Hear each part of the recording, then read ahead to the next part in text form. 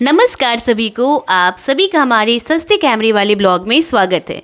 तो मैं अपने नानी के घर पे हूँ और सभी की फरमाइश थी आज डोसा खाने की। तो सभी ने कहा कि खुशबू जी आप तो कभी कुछ बनाती नहीं हैं, ठीक है, मतलब मेरी मामी जी ने ऐसा बोला कि खुशबू जी कभी तो आप कुछ बनाई नहीं है, तो आज चलिए आप डोसा बना के हमें खिलाइए। और सीरियसली ये मेरे लिए बहुत बड़ा चैलेंज था क्योंकि मैं जल्दी किचन में जाती नहीं हूँ, एक्चुअली कोई जाने ही नहीं देते हैं। फिर भी मैंने यूट्यूब से देख के सोचा कि चलो ट्राई करते हैं। तो मैंने सूजी का डोसा ट्राई किया क्योंकि अचानक से ये प्रोग्राम बना था डोसा खाने का, तो चावल और उड़द की दाल का बनाने का टाइम बिल्कुल नहीं था। तो मैंने क्या किया, सूजी और दही और नमक मिला के उसको ग्राइंड कर लिया। और ग्राइंड मैं नहीं करती क्योंकि मुझे इलेक्ट्रिसिटी वाले सामान से थोड़ा सा डर लगता है। तो सत्यम ने कहा कि दीदी मैं कर दूंगा, तो उसने ना ग्राइंड किया। उसके बाद ये देखिए कितने अच्छे से बैटर जो है डोसा के लिए वो प्रिपेयर हो गया है।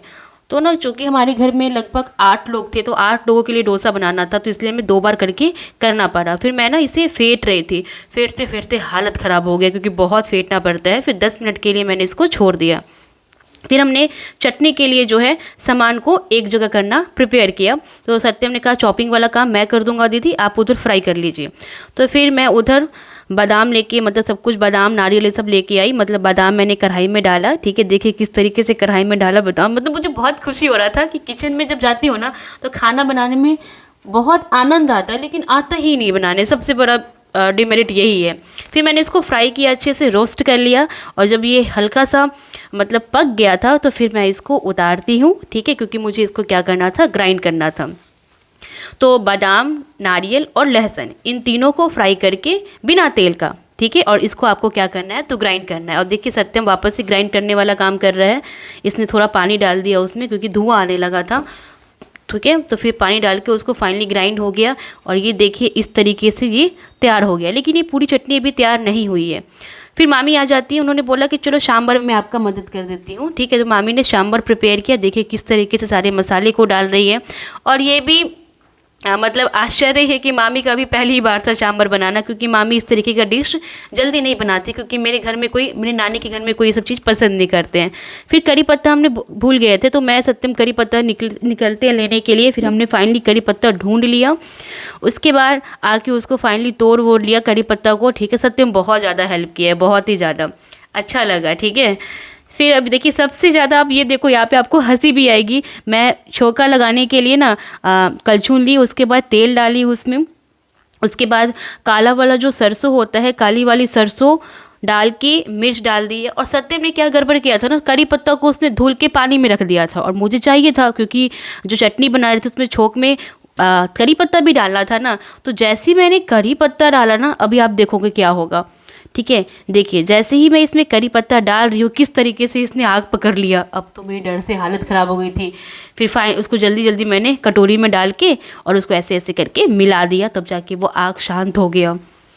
किचन में भी ना सच में साइंटिस्ट ही बन जाता है इंसान, वैसा वाला फील आता है एकदम। मिशन मंगल में बिल्कुल सही दिखाया गया है कि किचन जो है ना कोई कम थोड़ी है इसरो के रूम से। उसके बाद देखिए चटनी फाइनली तैयार हो चुका है, बहुत ही ज़्यादा टेस्टी था। उसके बाद मैं बहुत थक चुकी थी। मैं मामा जी का पैर हमेशा दबाती हूँ, जब भी जाती हूँ नानी के घर तो मैं मामा जी का पैर दबा रही थी। और सत्यम इसको भी कैप्चर कर लिया। मैं बोली कर लो कैप्चर, कोई दिक्कत नहीं मुझे। उसके बाद गोलू और सौरभ की छुट्टी हो गई थी ट्यूशन से। ये लोग भी बहुत खुश थे कि हम लोग भी किचन में जाएंगे और देखेंगे किस तरीके से डोसा जो है प्रिपेयर हो रहा है। मामी इधर सांभर वाला काम कर रही थी कि सांभर उनको ऑलमोस्ट प्रिपेयर हो गया था। फिर सांभर मसाला डाल के सांभर जो है वो फाइनल प्रिपेयर हो गया। और जैसे ही सांभर फाइनल प्रिपेयर हुआ, फिर सत्यम ने ना मतलब उसको टेस्ट करवाने के लिए मेरे पास लेके आता है, क्योंकि मैं किचन में नहीं थी, रूम में थी मामा जी के पास। तो सत्यम लेके आया, ठीक है।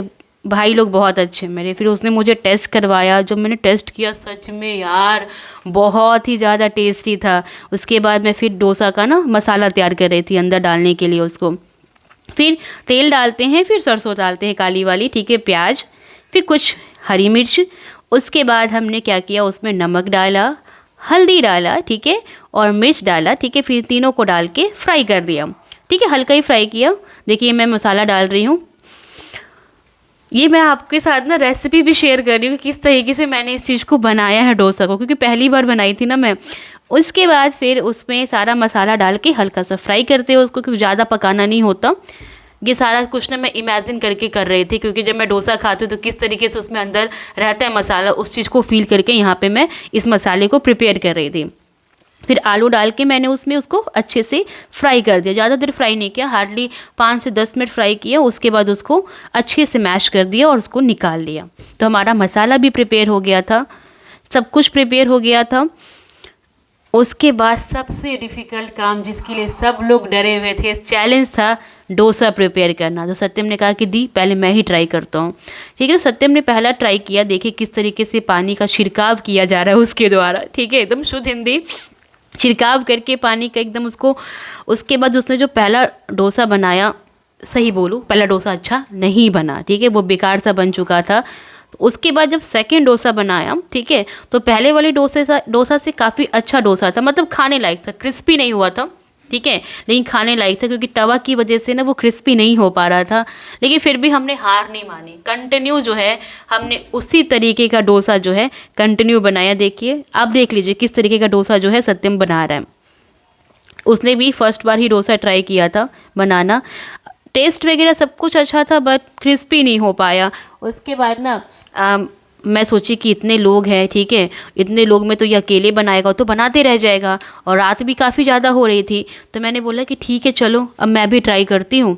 तो जैसे ही उसने एक वाला ये कंप्लीट किया, उसके बाद मैं सोची कि चलो उधर तवा चढ़ा के मैं भी कुछ अपना स्टार्ट करती हूँ, क्योंकि मुझे ही बोला गया था ना डोसा बनाने के लिए। मैं सोची कि पहले जो सत्यम में डोसा बनाया है मामी को टेस्ट करवा दूँ, क्योंकि मामी को बहुत ज़्यादा पसंद है। मामी के पास गई, ठीक है, मामी को मैंने दिया, मामी बड़ी खुश हो रही थी देखी के। उसके बाद आती हूँ मैं ट्राई करने, सोचा कि फटाफट बन जाएगा। ठीक है, अब देखो बहुत इंसल्ट सा फील हुआ एकदम, मुझे बिल्कुल कुछ नहीं आता। मुझे कल ऐसा फील हो गया, मैं बना तो ऐसे रही थी कितना प्रोफेशनल इंसान है, और देखिए मेरा डोसा देख रहे हो आप कि किस तरीके का डोसा मेरे से बना है। उसको डस्टबिन में मुझे फेंकना पड़ा, इस टाइप का था। फिर सत्यम ने फटाफट सबके लिए डोसा प्रिपेयर किया, और मैं बावर्ची की तरह सबको खिला रही थी। ठीक है, मतलब मेरा हेल्पर वाला काम रहता है, इसलिए मुझे सब लोग बोलते हैं कि तुम्हारा एकदम हेल्पर वाला ही काम रहता है किचन में, तुम हेल्प ही कर सकती हो। वो फटाफट बना रहा था, फिर बाद में बहुत टेस्टी और क्रिस्पी बनने लगे थे डोसा। फिर उसने बनाया, मैंने सबको खिलाया, और इस तरीके से हमारा डोसा का सफ़र कंप्लीट हुआ। बाय सभी को।